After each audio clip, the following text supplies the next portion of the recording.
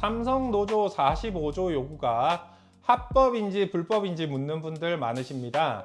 결론부터 말씀드리면 이 사건의 법적 쟁점은 45조라는 숫자에 있지 않습니다. 법원이 들여다볼 건 따로 있거든요. 오늘은 그 부분을 객관적으로 정리해 드리겠습니다.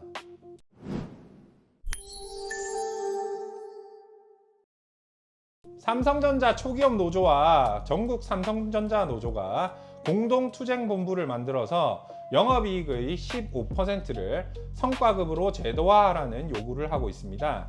영업이익 전망치를 적용해 계산하면 약 45조 원 규모로 알려져 있고, 파업은 5월 21일부터 6월 7일까지 18일간으로 예고됐습니다.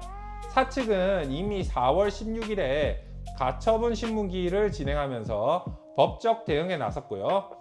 성과급이나 임금 협상 문제로 비슷한 고민 가지신 분들도 많으실 텐데 이 사실관계 위주로 차분히 정리해 드리겠습니다. 사실 이게 왜 이런 요구로 이어졌냐면요. 삼성전자에는 노조가 한 군데가 아니라 두 단체가 있고 조합원 수를 합치면 7만 명이 넘는 큰 규모입니다. 쉽게 말씀드리면 회사 임직원 상당수가 노조에 가입돼 있다고 보시면 됩니다. 이 노조의 핵심 요구는 영업이익 15%를 성과급 재원으로 제도화하라는 거예요. 15%라는 숫자가 어디서 나왔냐?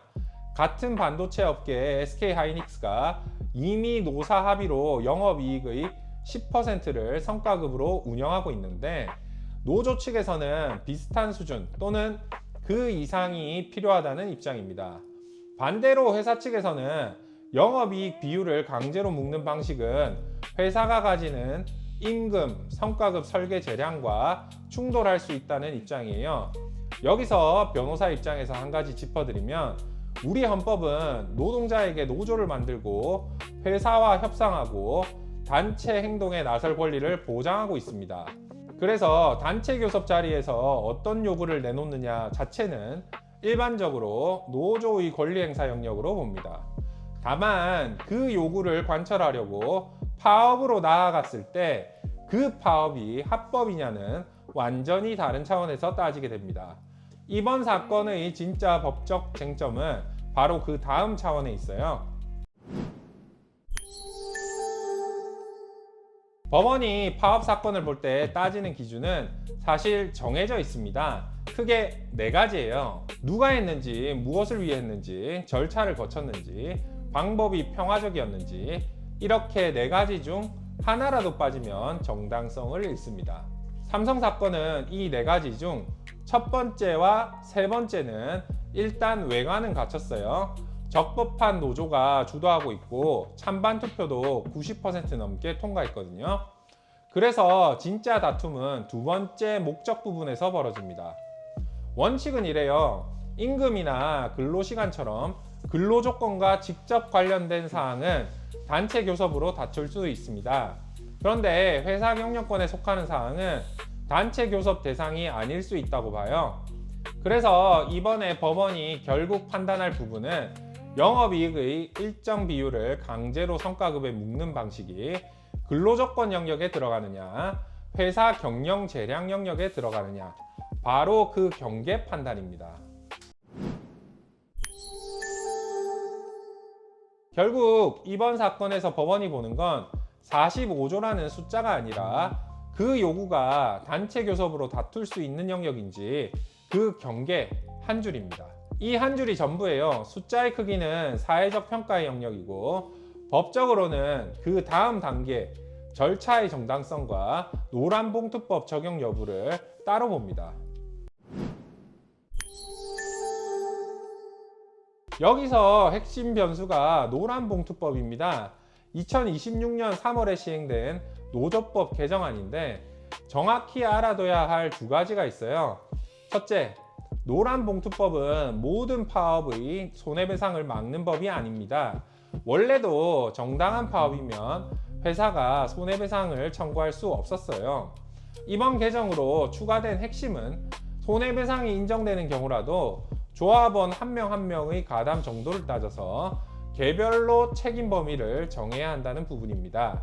쉽게 말씀드리면 100명이 참여한 파업에서 손해가 났을 때 예전처럼 한 명한테 다 몰아서 청구하는 방식이 어려워졌다는 의미예요. 둘째, 그래서 합법 파업이냐 정당성 없는 파업이냐 이 1차 판단이 손해배상 가능 여부 자체를 가르는 결정적 변수가 됩니다. 노조 입장에서는 보호 범위가 넓어진 건 맞고 회사 입장에서는 정당성 없는 파업이면 여전히 손해배상을 청구할 수 있는 길이 남아있는 구조입니다. 이번 삼성 사건이 노란봉투법 시행 후 사실상 첫 대형 사례라 법원이 어디서 선을 긋느냐에 따라 앞으로 다른 사업장의 분쟁에도 기준이 될 가능성이 있습니다. 오늘 이야기를 정리해보면 이렇습니다. 45조라는 숫자에 대한 평가는 법적 영역이 아니라 사회적 영역에서 이루어집니다. 법원이 실제로 판단할 부분은 두 단계예요. 1차로 영업이익 비율 강제 배분 요구가 단체 교섭으로 다툴 수 있는 영역인지, 그리고 파업이 절차적으로 정당했는지, 2차로 손해 발생 시 노란봉투법이 어디까지 보호 범위에 들어가는지, 이 두 단계가 다 끝나야 답이 나옵니다. 그래서 지금 단계에서 어느 한쪽이 이긴다 진다고 단정하기는 어려운 사건이고요. 다만 이번 판단이 노란봉투법 시행 후 첫 대형 사례라는 점에서 앞으로 우리나라 노사관계 전반의 기준선이 만들어질 수 있는 사건이라고 보시면 됩니다. 결국 핵심은 이거예요. 숫자의 크기가 아니라 그 요구가 어느 영역에 속하는지, 그리고 절차가 어떻게 진행됐는지, 이 두 가지가 합법성을 결정합니다. 이게 오늘 여러분께 꼭 드리고 싶었던 이야기였습니다. 오늘 정리하면 45조는 협상 자리에 올라온 숫자고, 법원이 보는 진짜 쟁점은 단체 교섭 영역 경계와 절차의 정당성, 그리고 노란봉투법 적용 범위입니다. 비슷한 노동 분쟁이나 임금 협상으로 고민하시는 분들 댓글로 남겨주시고요. 직접 상담은 1533-7377로 연락주세요. 지금까지 법무법인 대한중앙 한병철 변호사였습니다. 좋아요, 댓글, 구독, 알람 설정 아시죠? 한번 도와주세요. 감사합니다.